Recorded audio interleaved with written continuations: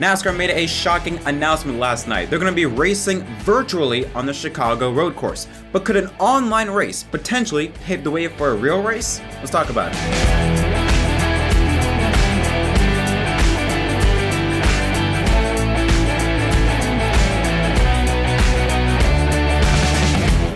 Yo, what is up everyone? My name is Jet Krause and welcome back to another episode of Inside the Lines. Hope you guys are having a wonderful day.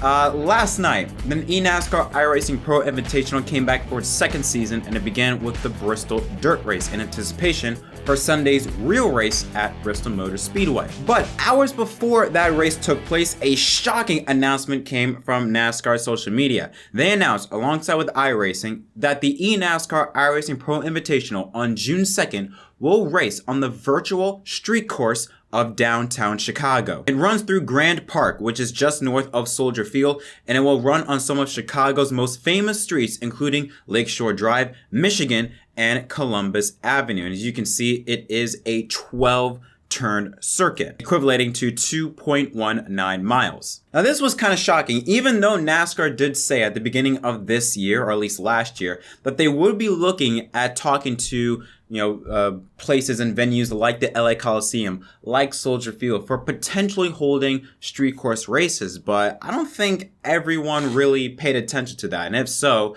it was just a small portion of people that realized that, hey, NASCAR could be looking at street courses. And now with this announcement, this is only going to further raise the speculation of, could we potentially see a real street course race in a place like downtown Chicago? Well, that's for the future. As of right now, NASCAR iRacing, as well as the city of Chicago, is just happy to be part of NASCAR, at least in a virtual sense. The impetus right now is solely that virtual event and bringing that to life on June 2nd, said NASCAR Vice President Ben Kennedy, who handles NASCAR's scheduling initiatives. That's been our focus in the near term. If there is an opportunity to explore different types of venues or new markets in the future, I think there are certainly a ton of options out there, whether it's Chicago or other markets. Now, one thing that I do like with the Chicago road course, unlike when you see a lot of F1 tracks, made by Herman Tilke, is that it's not too simple, but it's also not too, I don't want to say too much, but let's just say there's not like there's so many things going on. There's not a lot of twists and turns that there's barely any opportunity for overtaking or for long straightaways.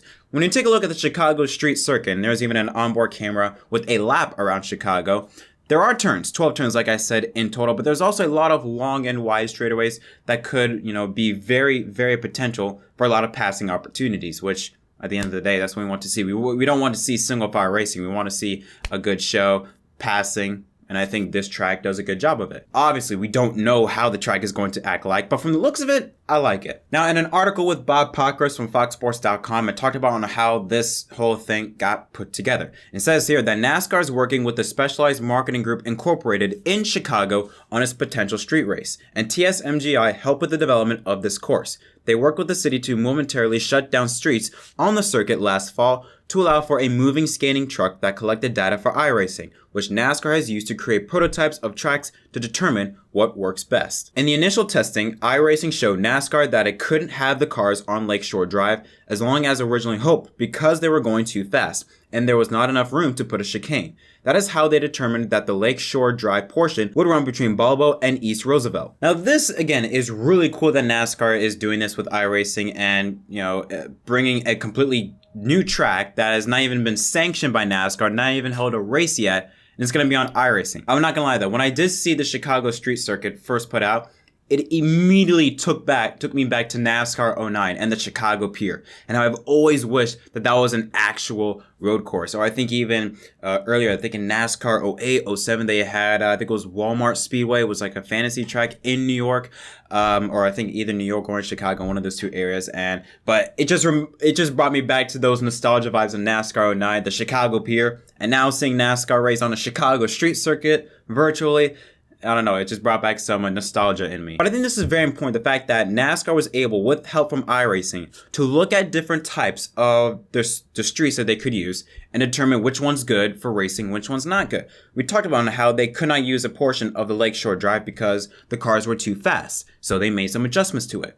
I think this is very important because I think this could lead to a future wave of NASCAR looking at completely different markets. Like, for example, Los Angeles. NASCAR, if you did not know, for 3 years raced on the streets of LA around the LA Coliseum with the NASCAR Southwest Tour.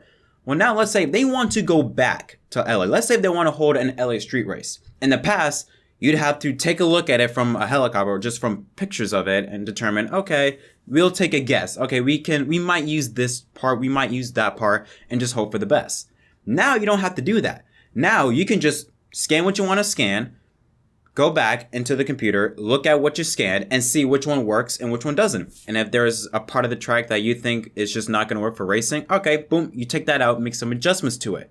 It's not like in the past where you created a base and you had to hope for the best because you couldn't really test it out unless you had a lot of money behind you. You couldn't really test it out and you just had to hope for the best, with whatever you got.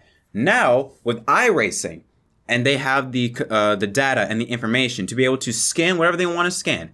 If they want to scan a large portion of area of a street circuit from, let's say, Chicago or LA or downtown Charlotte, whatever the case may be, if they want to take a look at the track and say, okay, let's take a look out of this area, what can we use?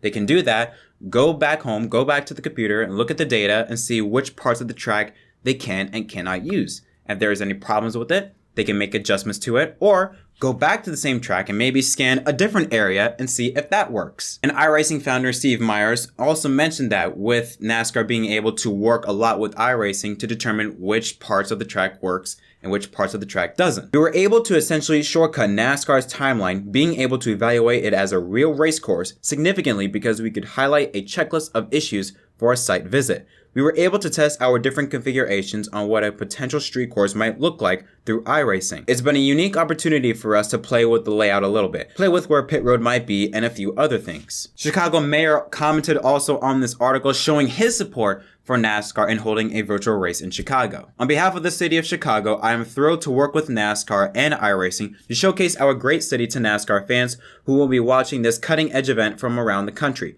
Through this exciting and initiative exhibition, fans will be able to see and experience Chicago's iconic downtown in a way that has never been done before. I'm excited to partner with NASCAR and iRacing to produce this event and look forward to providing a new, uniquely Chicago experience to those near and far. Alright, so this is all great, and we know we're going to race on the virtual street course this year.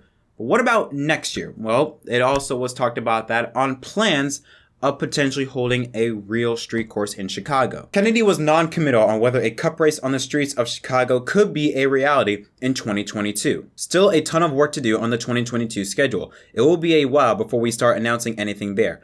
We are in the preliminary stages of that, but more to come sometime this summer. Now, the reason why I say possibility is because of two things. Number one, if you're going to hold a street course in downtown where there's going to be people living, you could have the possibility of some complaints arising. Like, for example, you look at F1 in Miami, many people did not want to see a race held there because of noise complaints. Same thing with Nashville Super Speedway, the Nashville Fairgrounds. A lot of people were saying that they were afraid of noise complaints. And so that's the main reason why they didn't want an event in Nashville. Well, let's say the same thing happens in Chicago. That's a possibility, number one.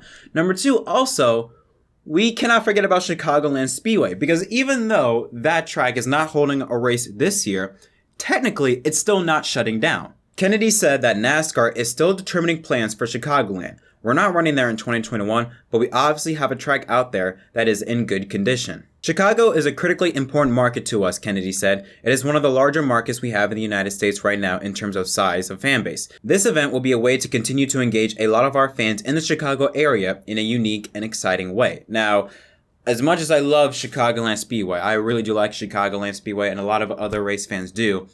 I think when you take a look at, because for example, right now, Chicagoland Speedway is in Joliet, Illinois, all right? That's about an hour away from downtown Chicago. The thing is, holding events in the middle of where everything happens is very important because it adds more hype, more excitement, and just overall just more interest. And it's just overall more interesting rather than having a race out there about an hour or two away from downtown.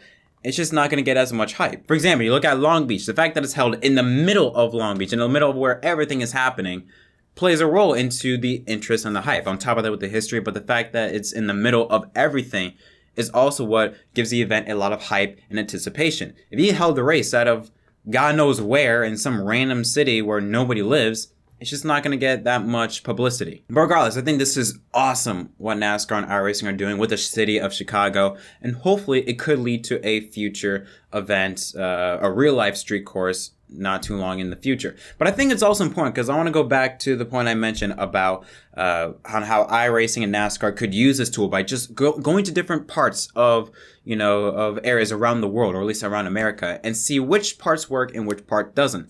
Because this is a very important note to point out. NASCAR and iRacing, they already created the next gen at California. Remember, in 2023, California is going to go, or at least Auto Club Speedway is going to transition from a 2-mile track to, I believe, a half-mile short track. NASCAR and iRacing worked together to create the new Fontana track to test out what works, what doesn't, or at least, at the very least, what does it look like. I think it's important to note out on why they picked a street course, because I think when you take a look at NASCAR's population, I feel like a lot of it is more rural. It's more places where there's not many people living. I think if NASCAR wants to grow their fan base from an urban standpoint, when there's a lot of people that are more used to seeing the core 4 popular sports, football, basketball, baseball, and hockey, having events, having street courses in downtown could definitely help NASCAR's urban population. Again, the fact that it's in the middle of everything, and also the fact that street courses cost a lot less than building a whole new racetrack. If you want to build a brand new racetrack from the ground up, it's going to cost you hundreds and hundreds of millions of dollars. You want a street course, it's going to cost you a lot of money. It's going to cost you still millions, but it's not going to be as much as building a new track. Because technically, you already have the track. You just pick out which streets you want to include and which ones you don't want. Ultimately, I love it. I love this announcement, and I was very surprised that no one really knew about it. Usually when it comes to things like this, like these NASCAR rumors or announcements, they usually get leaked before it's announced. Somehow they kept this under wraps. I don't know how, but good job to the people that kept hush about this announcement, because it was a shock to everyone when it was first released. And I'll be honest, I wasn't that invested into the Pro Invitational. I really didn't watch much from the Bristol Dirt Race, but I am very excited to see how the Chicago Street Course looks like when we get their racing on June 2nd. It's not exactly real life, but it's about as close as you can get to real life racing on a street course. That's going to be it for this episode of Inside the Lines. Guys, tell me in the comment section down below, what are your thoughts on NASCAR running on the virtual street course of Chicago? Are you happy? Are you not happy? What are your thoughts on a potential announcement of them holding an actual race on the streets of Chicago? Again, leave all your thoughts down below. But until next time, my name is JettMDK, and I'll see y'all next time.